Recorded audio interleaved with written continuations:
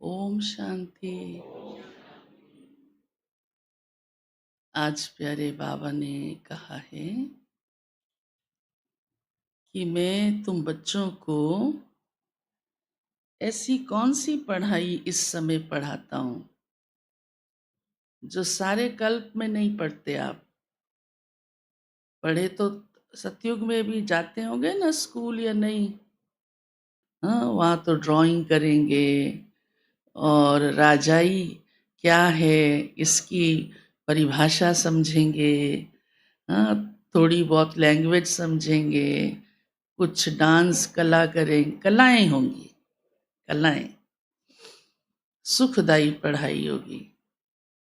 पर इस समय कलयुग की पढ़ाई तो आप जानते ही हो, खुद भी पढ़ लिख कर आए हो, मेहनत करके आए हो, है ना।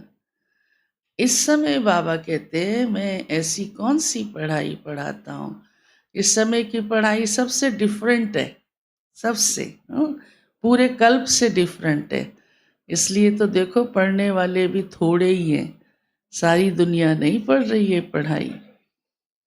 तो बाबा कहते हैं मैं क्योंकि आया हूँ किस लक्ष्य से, सतयुगी राजधानी बनाने, कलयुग को सतयुग में बदलने, इस पतित दुनिया को पावन दुनिया बनाने। तो जब मैं सतयुगी राजधानी रचता हूँ तो पढ़ाई भी, पढ़ाई माना योग्यता, पढ़ाई माना सिर्फ मुरली सुन लेना नहीं, योग्यता। तो बाबा कहते हैं इसलिए मैं इस समय आप बच्चों को राज्य पद पाने के योग्य बनाता हूँ। राजधानी में राजा चाहिए ना, उसके बिना राजधानी कैसे चलेगी। फिर प्रजा भी चाहिए, सब कुछ चाहिए। तो पढ़ाई ऐसी विधि है जिससे अपने आप ही सब नंबरवार हो जाते हैं। हाँ? अपने आप ही लौकिक पढ़ाई में भी देखो टीचर कोई पार्शियलिटी नहीं करता, लेकिन अपने आप ही एक फर्स्ट आता है, एक सेकंड आता है, एक थर्ड आता है।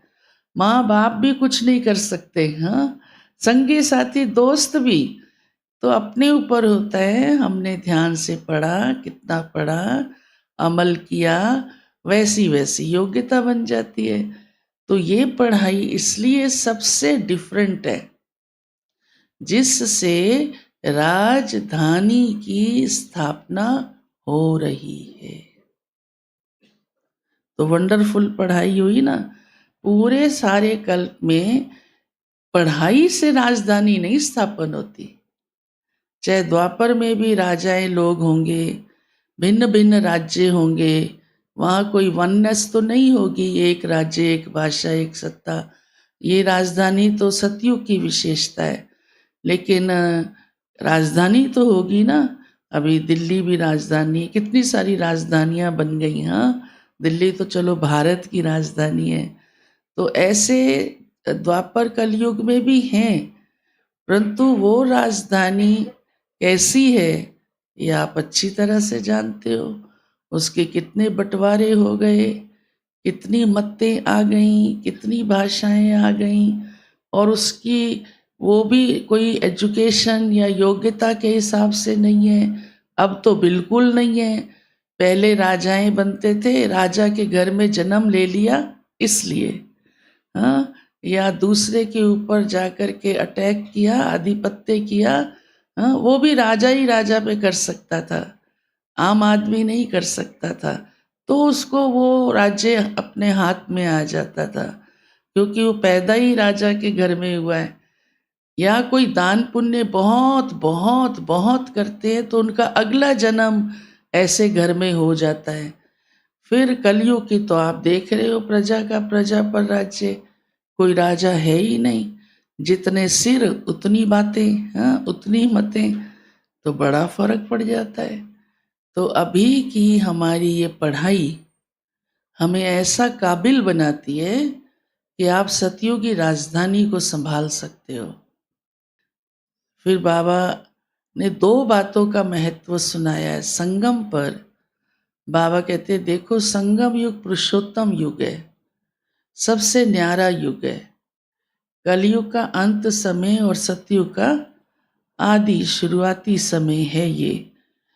तो इस समय दो बातों का महत्व है, एक पवित्रता और दूसरा पढ़ाई। पवित्रता भी ऐसी कि निर्विकारी बनना है, एक भूत भी ना रहे। भूत किसको कहता है बाबा? हाँ, एक भी ना रहे। काम, क्रोध, लोभ, मोह, अहंकार, हाँ, ऐसा बाबा कहते संगम पर ही आप सीखते हैं। सतयुग में तो होंगे ही पवित्र, लेकिन धीरे धीरे कला कम होते होते विकार प्रवेश होना शुरू हो जाएंगे। कर्मों की क्वालिटी त्रेता में पहुंचते ही थोड़ी घट जाएगी। हाँ? वो विशाल हृदय, वो एक सबको एक दृष्टि से देखना कम होता जाएगा, और द्वापर में तो विकार ही प्रवेश कर जाएंगे। परंतु अब हम संगम पर सभी विकारों को अपने जीवन से मिटाने का पुरुषार्थ करते हैं और पढ़ते हैं। अगर हम पढ़ते नहीं हैं तो फिर हम कैसे काबिल बनेंगे, निर्विकारी बनेंगे। और ये पढ़ाई तो आपको पता ही है 4 सब्जेक्ट्स की है, वो सब्जेक्ट्स भी आपको मालूम ही है। तो आज प्यारे बाबा ने ये बात बहुत विशेष कही है कि इस समय ही तुम पवित्र बनते हो और इसी से आपको ऊंच पद मिलता है, और ये पढ़ाई आपको सुख लेने के काबिल बनाती है, सुखी हो जाते हो। अनुभव होता है पढ़ाई से हम सुखी हो जाते हैं, है ना। देखो योग लगाते हो आत्मा कितनी आनंदित होती है, मुरली में कितना रस मिलता है, अतीन्द्रिय सुख। धारणा से आत्मा काबिल बनती है और सेवा से उसका भाग्य बनता है ना।